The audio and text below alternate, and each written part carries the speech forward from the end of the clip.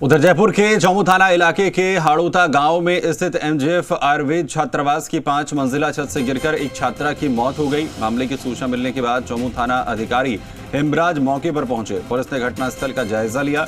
मृतका की पहचान सीकर निवासी लक्ष्मी रावत के रूप में हुई है, जो एमजेएफ आयुर्वेद कॉलेज में फाइनल ईयर की स्टूडेंट बताई जा रही है।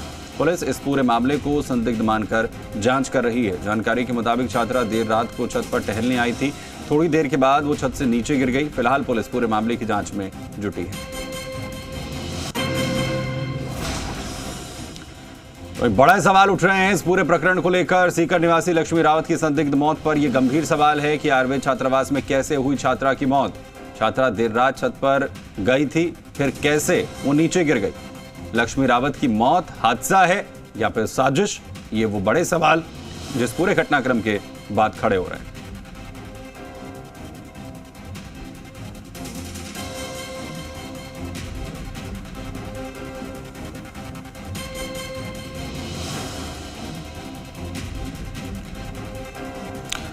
यशपाल जी हमारे साथ यहाँ पर जुड़ रहे हैं, परिजन हैं जो मृतका के। यशपाल जी, जब आप लोगों को पास ये जानकारी पहुंची, क्या कुछ आप लोगों को बताया गया और अभी तक किस तरीके से पूरे घटनाक्रम को बताया गया? सर, ये घटनाक्रम कॉलेज प्रशासन की लापरवाही है। दीवार छोटी है, बच्चे ऊपर चले जाते हैं फोन पे बातें करते करते, और इस तरह सर कॉलेज की गड़बड़ी के कारण हुआ है सब जी। ये कॉलेज प्रशासन की जिम्मेदारी है। कॉलेज प्रशासन की वजह से इस लड़की की डेथ हुई। तकरीबन रात का कितने बजे का वक्त यशपाल बताया जा रहा है? जो कॉलेज प्रबंधन है, जो छात्रावास प्रबंधन है, उन्होंने क्या बताया किस वक्त जो है छात्रा छत पर गई, और जो केयर टेकर्स थे वो कहाँ थे उस वक्त में? सर वो छत के ऊपर गई है करीब 6 बजे के आसपास, और वो कैमरा डिटेल निकाल रहे हैं अभी, और 6 उसके करीब पौन घंटे बाद में गिरी है जी। और चप्पलें उसकी उल्टी मिली हैं। अगर जंप मारेगा आदमी तो दूर जाएगा, वो तो दीवार से सट के गिरी है। ओके। तो वो दीवार छोटी छोटी दीवार, बच्चे वहां पे बैठ जाते होंगे फोन पर बातें करते करते, और ये पूर्णतया इस कॉलेज प्रबंधन की वजह से ये सब हुआ है सर जी। तो यानी आपका ये कहना है कि छत पर जो बाउंड्री वॉल है, अगर उसे सही तरीके से मेंटेन किया जाता या उसको अगर सही तरीके से मेंटेन किया जाता तो इस लड़की की हत्या नहीं, ये लड़की नहीं मरती जी। अभी जो कॉलेज प्रबंधन है उन्होंने कोई बात की है आप लोगों से, कुछ कहा है? बिल्कुल बात नहीं की सर, हमारे को कुछ भी नहीं कहा। कल कहा ये लड़की ऐसे हो गई, आप छोड़ के हमको पकड़े जी। तो अभी आप लोग क्या चाहते हैं इस पूरे मामले में? अभी हम तो ये चाहते हैं कि साहब ये जो कॉलेज प्रबंधन है ना, इस कॉलेज प्रबंधन के खिलाफ कार्रवाई हो, ताकि भविष्य में कोई इस तरह की घटना नहीं हो किसी दूसरी लड़की के साथ। जब जी जी जी जब छात्रा छत पर गई थी उस वक्त वहां पर अकेली थी? सर वो तो अकेले का उसका पता नहीं है, लेकिन वो कैमरे से पता चलेगा अकेली थी सर जी। हो सकता है और भी कोई लड़की साथ हो। ओके। सर वो अक्सर बच्चियां चढ़ जाती है उसके ऊपर, छत के ऊपर। तो अभी कोई और छात्रा सामने नहीं आई है? कोई प्रत्यक्षदर्शी सामने आया है इस घटना को लेकर?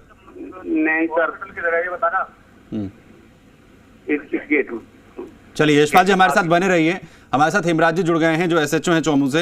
हेमराज साहब, क्या अभी तक आप लोगों की फाइंडिंग सामने आई है इस पूरे मामले में? अभी मौका देखा है, मौके की परिस्थिति में लगता है कि जैसे को बच्ची फोन पे बात करी और दीवार पे बैठी हो, तो दीवार से बैलेंस गड़बड़ होने के कारण से या कोई चक्कर वगैरह आने से गिरने की संभावना ज्यादा है जी। कॉलेज प्रबंधन ने अभी तक क्या जानकारी आप लोगों को दी है इस पूरे प्रकरण में?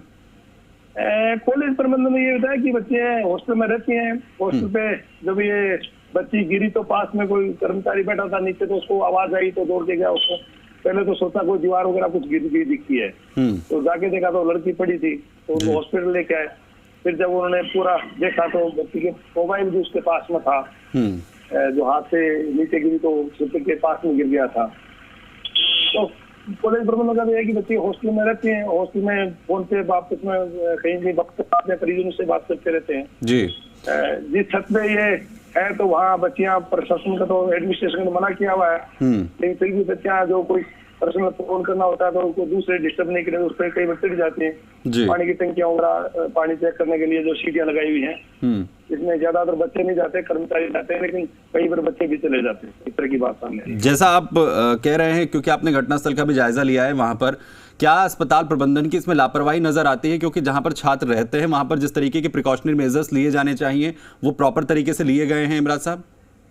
नहीं, वो प्रिकॉशन मेजर है, कैमरे भी लगा के हैं, जो बाकी जो परमिशन है जहाँ बच्चे अलाउड है। अब लेकिन कई बच्चे चले जाते हैं, बच्चे एक दूसरे की अपने आपस में एक दूसरे से कोई नाराजगी नहीं होता, इसलिए कई बार एडमिनिस्ट्रेशन को सूचना नहीं देते हैं जहाँ उनको मना किया होता है, क्योंकि वो सीधी इस तरह की है कि वहाँ हर बच्चा जो नॉर्मल जो हॉस्टल के हिसाब से यूज के हिसाब से है वो नहीं है, केवल टैंकियों में पानी वगैरह चेक करने के लिए, कूलर्स वगैरह चेक करने के लिए है, डक वाला सिस्टम है उसको चेक करने के लिए। तो वो बच्चे कई बार चले जाते हैं तो दूसरे बच्चे उसकी शिकायत भी नहीं करते हैं कि मैं क्यों नाराजगी बोलूं।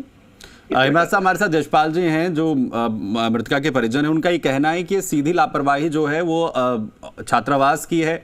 उन्हें जिस तरीके से वहां पर प्रिकॉशंस लेनी चाहिए थी, दीवार ऊंची बनाई जानी चाहिए थी, वो उन्होंने नहीं बनाई, और केयर टेकर्स की जिम्मेदारी है कि वो छात्रों को आखिर कैसे इतने डेंजरस एरिया में जाने देते हैं। नहीं, वो दो इश्यू है कि जब तक केयर टेकर को बच्चे बताएंगे नहीं, केयर टेकर जब चेक करने आता है उसमें बच्चे छत पे दिखते नहीं है। उसमें जब ये था उसमें लाइट भी गई थी, तो लाइट गई तो बच्चे कमरों से बाहर निकले रहते हैं जी। अब बाहर निकले तो कुछ बच्चे थे, जैसे बच्चों से मैंने बात की, परिजनों ने भी बच्चों से बात की है, तो उसमें बच्चों का भी कहना था कि हाँ हमें एडमिनिस्ट्रेशन ने मना किया हुआ, लेकिन कुछ बच्चे चले जाते हैं जी। तो वो है, बच्चे तो बच्चे होते हैं। अभी सीसीटीवी फुटेज वगैरह आप लोगों ने देखे हैं, उसमें कुछ आया सामने? हाँ, फुटेज देखा तो उसमें बच्ची गिरती फुटेज में नजर आ रही है, उसमें गिरती नजर। जिस दौरान ये घटना हुई है सर, उस वक्त क्या अकेली थी वहां पर? उस छत पे बच्ची अकेली थी। ओके, हाथ से गिरी है, उस छत पे अकेली थी। तो अभी कोई और फाइंडिंग्स इसमें आपको लगता है, या फिर यह हादसा है आपके लिहाज से? प्राइमा फेसी अभी तक तो हादसा ही नजर आ रहा है जी। चलिए, बहुत शुक्रिया हमारे साथ जुड़ने के लिए इमराज साहब, एसएचओ, और यशपाल जी हमारे साथ यहाँ पर बने हुए थे जो परिजन हैं। यशपाल, जिस तरीके से यहाँ पर जो एसएचओ साहब है वो ये कह रहे हैं कि प्राइमा फेसी ये हादसा लगता है, आप लोग इस पे कुछ कहना चाहते हैं? सर, ये हादसा तो होता नहीं, हादसा अगर पुलिस प्रशासन ने सभी को कर, तो आप लोग ये चाहते हैं कि जो हॉस्टल प्रबंधन है उनके खिलाफ कार्रवाई हो, इस पूरे मामले में जिम्मेदारी तय हो? जी जी, प्रशासन, पुलिस प्रशासन के खिलाफ जी, पुलिस प्रशासन के खिलाफ कार्रवाई होता।